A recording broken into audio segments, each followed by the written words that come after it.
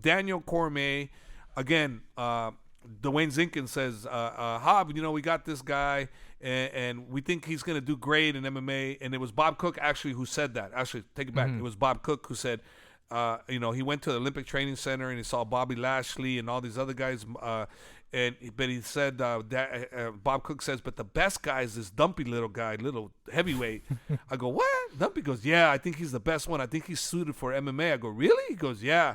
So Bob Cook recruited him through Crazy Bob and Dwayne Zinkin. So they recruited him, and he came over to my house. We were having a party at my house, like a barbecue, right? And he comes in, and he's this guy, this chunky guy, and I'm like, this guy, he's going to be a fighter? I go, man, okay. So the next thing you know, the next day, he came on a Sunday. The next day was practice day.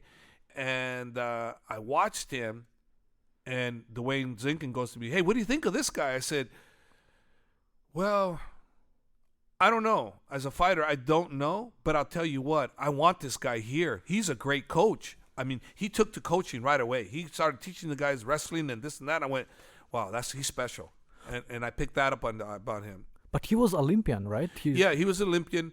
But we've had top level wrestlers in there, but none that loved the coach. Okay? He loved the coach. He went to coaching right away. And I said, wow, we need a good wrestling coach. And I told Dwayne Zinkin, I said, man, I don't know about him as a fighter yet, but I want him here. I want him because I got a great coach. I see a great coach. So he goes, okay. So next thing you know, I got to the point where I trained Daniel the very first time I trained him.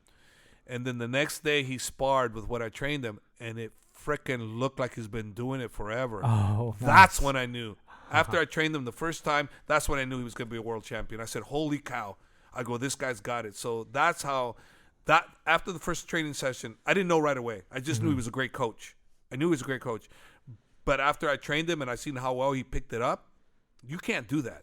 You just can't not do that. Nobody could do it. Kane couldn't do that. Luke couldn't do that. Daniel did. And I said, holy shit, this guy's special. So he was heavyweight and Kane was heavyweight.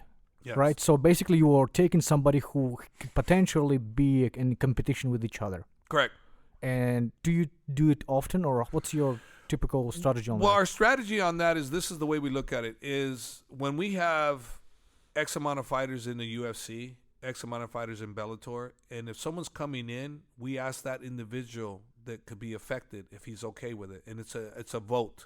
Mm-hmm. So if two of the fighters are against it, then no. If let's say 4 fighters out of the 5 fighters want this individual here, then the one fighter has to just, unless he really has a problem with it, we won't let him in.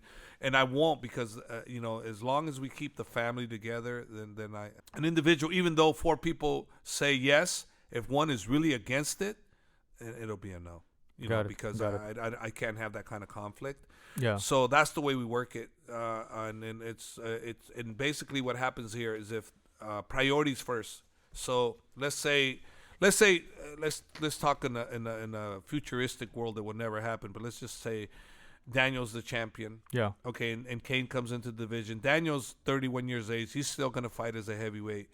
Kane still wants to stay a heavyweight. He wants to fight. He mows through the whole division. Kane gets offered the title fight against Daniel. It's okay to fight as long as they both agree to fight. It's okay, and we'll train them both.